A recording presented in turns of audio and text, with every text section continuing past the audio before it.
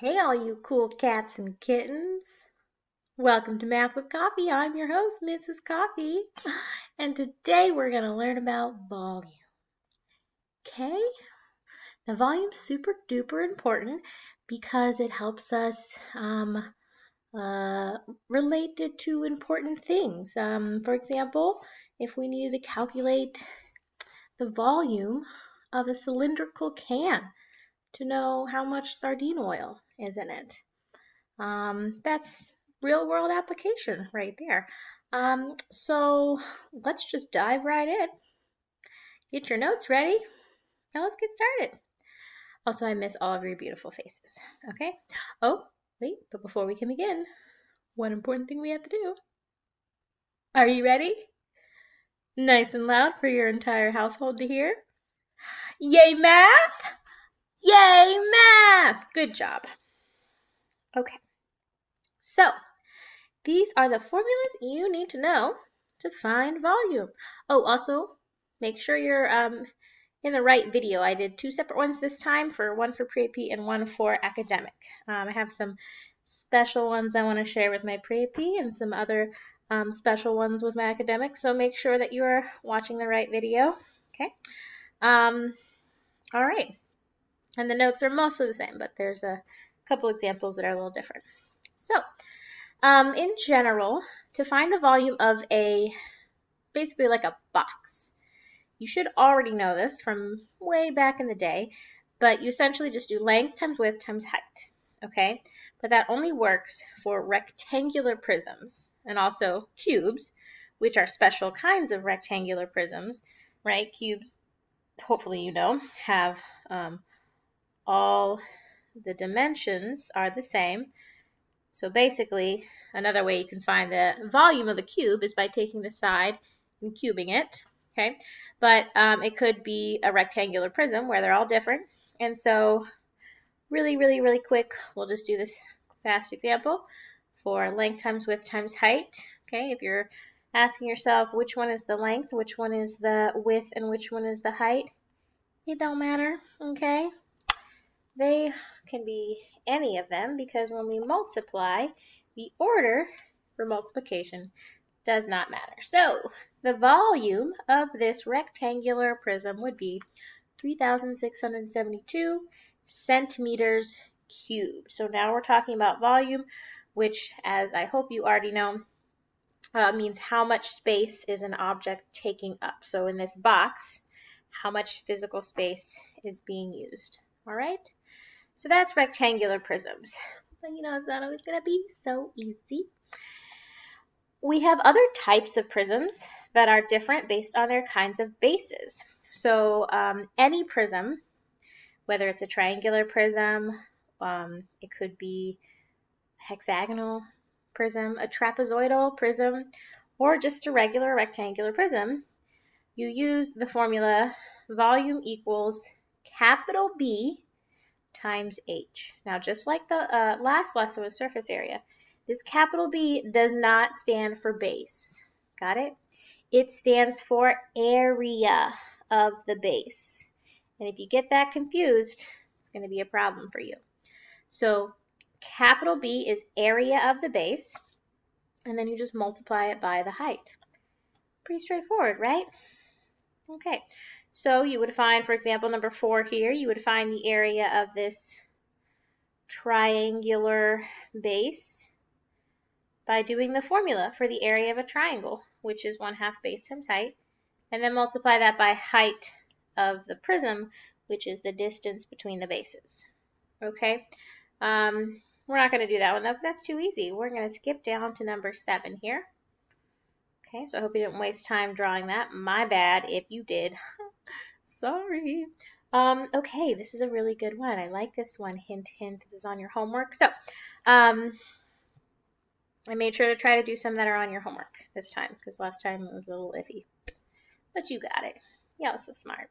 Okay, so volume is capital BH. Area of the base, height of the prism, or distance between the bases. So I'm going to identify this 31 as my height. Okay, and I know that because the bases have to be these two congruent polygons, which are triangles. So if these are my bases, then that means the height, the distance between the bases, is 31. Okay?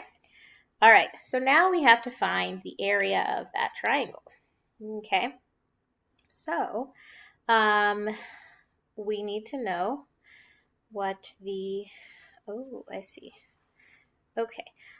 We need to know what the area of the triangle is, which is area of a triangle 1/2 base times height, where this now is talking about base of the triangle and height of the triangle. Okay, this one is actually a lot easier than I thought it was going to be. Oh well. Easy is good. So then we plug that in. So because this is a right triangle, guys, that means this would be like my base of the triangle, and this is the height of the triangle. So 28 and 28, okay? The reason I skipped to this one, though, is because that means this is a 45, 45, 90 triangle, okay? And I just want to remind you of that important fact for special right triangles, that if it's an isosceles right triangle, it's 45, 45, which means that each of the legs are the same, and the hypotenuse is x square root 2, so the hypotenuse would be 28 square root of 2. But do we actually need that hypotenuse?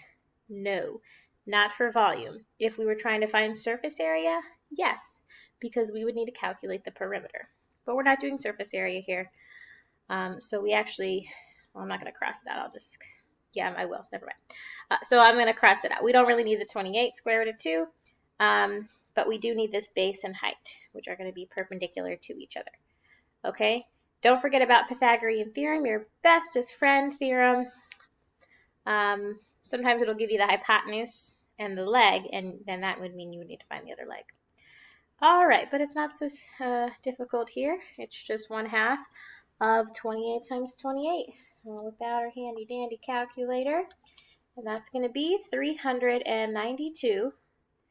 And we just calculated the area of the base, which is capital B. So now all that's left is to plug it in. 392 times the height, which is 31. And that is a big number. 12152. 12,152 kilometers cubed. And there's our volume.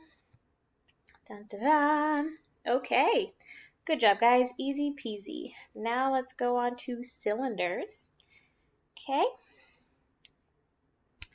Okay, so the formula for a cylinder, it's actually the same. If you just want to memorize one. Actually, you don't have to memorize these. Sorry, I keep saying that. You don't have to memorize these. I will give you formulas, or you can use your notes on the quizzes. But for a cylinder, it's the same, area of the base times the height, but we like to be a little bit more specific because the area of the base can only be one thing, and that's a circle. And we know area of a circle is pi r squared. So the only thing that this formula can be is pi r squared times the height. Okay? So we'll do this real easy one here, but I wanted to make sure you were aware, before we do that one, of a different type of cylinder. This is called a right cylinder, which just means that it's straight up and down. So basically it forms like this right angle with the circular base. The height is perpendicular. There's something called an oblique cylinder that you're going to see on your homework, so I don't want you to get confused. But basically you take a cylinder and you just slant it, right? Or like the Leaning Tower of Pisa is an oblique cylinder. Okay, that's a terrible picture, but you get the idea. Ooh, gross, Miss Coffee.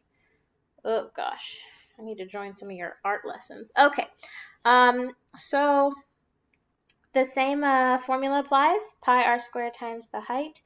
Your radius would be this little guy here, and then your height is going to be outside of your oblique cylinder. So that would be your height. Okay, it's still perpendicular. It's just, I guess it doesn't actually like intersect that circle there. Okay, so just wanted to show you that. If I give you this and then I tell you this value is like 20. Well, that's not the height because it's slanted. So I don't want something that's slanted. I want the actual straight up and down height. That's your height we're talking about.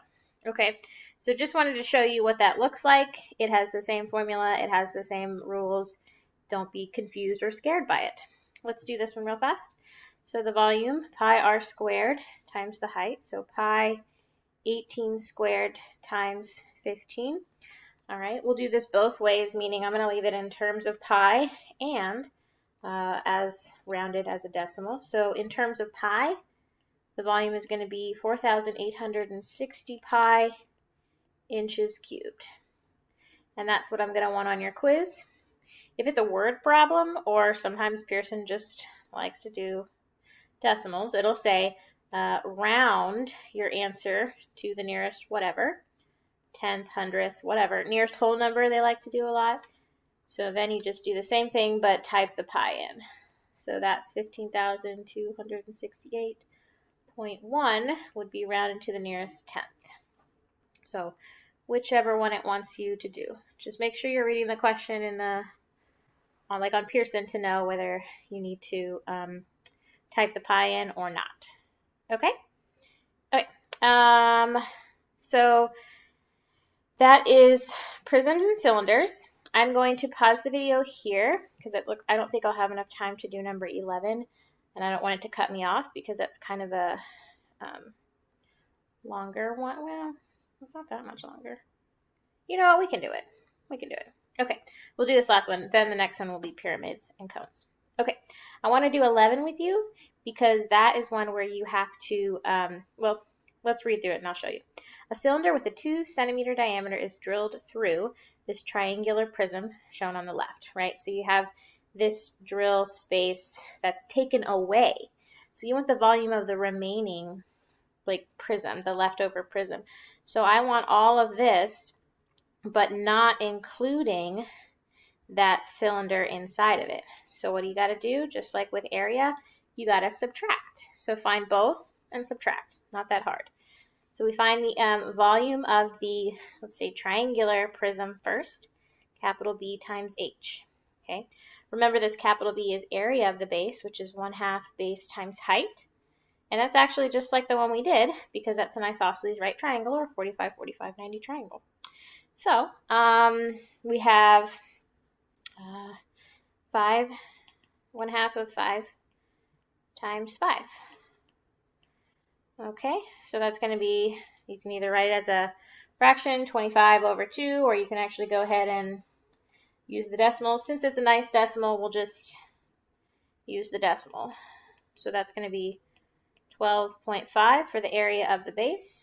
Multiply that by the height of the prism, which is 14, and we get 175. So that's the volume of the triangular prism. Okay? And then the second part is to find the volume of the cylinder. I'll put C for cylinder. So that's going to be pi r squared times the height.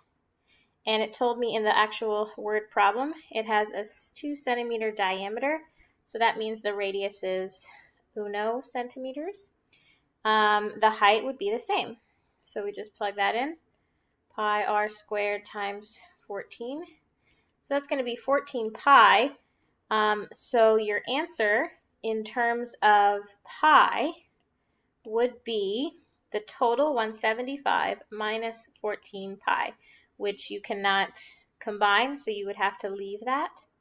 So that is your total volume. Most likely, if it's a word problem like this, it is going to ask you for the decimal. So rounding that, let's say to the nearest 10th again, you want to type that all in, including your pi, and you get approximately 131.0. So we can just leave it there. Centimeters cubed. That one wasn't so bad, was it? Just wanted to show you that because I know there's one like that on the homework. Cool. If it's two that are combined together, like on that other one at the last quiz, you just want to find the volumes of both and add them together. All right, we'll pause here and go to the next video. Peace.